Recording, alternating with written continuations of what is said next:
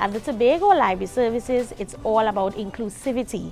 And so the visually impaired and blind have been enjoying all that is available here at this space, allowing them to live meaningful lives.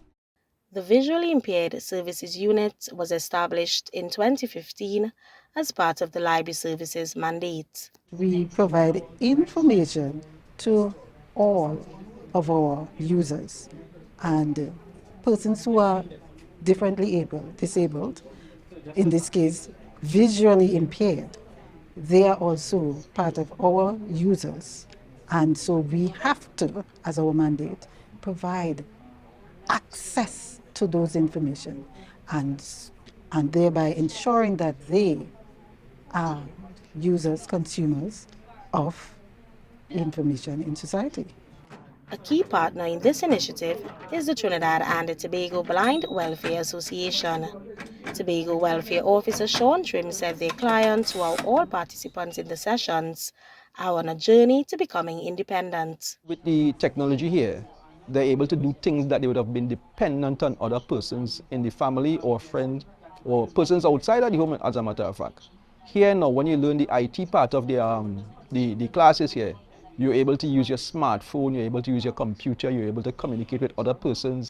Clients have access to magnifiers, digital talking books, as well as a Braille printer, which translates text to Braille. They are also guided in digital literacy by facilitator Niall Manswell, who became blind at the age of 14. It's important being also visually impaired. You are better able to communicate, to translate, and to help other visually impaired persons to interact with the resources. Mr. Manswell has been engaged with the Tobago Library for over 1 year. He said the feedback from the clients has been heartwarming. We do this all around the country.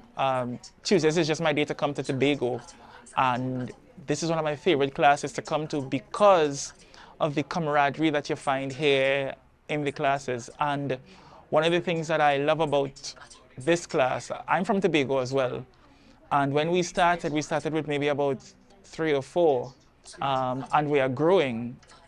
Mr. Manswell stressed through his contribution in this initiative, he wants a better foundation to be set for those who are visually impaired or blind. Having grown up here, having to leave my home in Tobago and had to go to the School for Blind in Trinidad, I don't want other students to have to do the same thing. I want them to be able to come to have a facility, a place here on the island where they can access the services that they require. And not just children, but older folks, because we have a lot of persons now who are going blind in their 30s, in their 40s, in their 50s. And we don't want them to have to leave the world of work. We want to be able to retool them so that they continue working. We witnessed the participants in action. Aaron George Reed, who became visually impaired after retirement, told us he's now a phone whiz because of the training he received. What I discovered, what you need is your finger for touch and your ears for sound. So it's touch and sound. And we practiced with the phone, we worked it right through, and now I can do whatever the average person is doing with their phone, and I dare say maybe a little more. Another participant, Claudia Robinson David, shared in addition to the digital literacy training received, the sessions provide wholesome association. I'm part of the book club we have, where we listen to the books on our flash drive and we come back and next day and have discussions, what we have learned or what was intriguing about the book and stuff like that.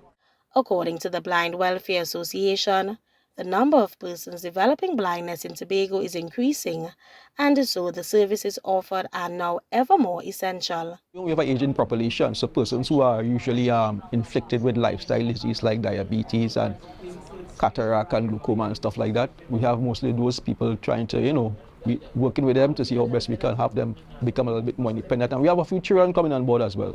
So I would like to implore the public, persons who have persons at home in their household who are blind or visually impaired, don't lock them away. Our friends here say there's life after blindness, And so they are encouraging all, both young and old, to join them here at the Visually Impaired Services Unit. I am Caricia Douglas for TTT News, and I love Tobago.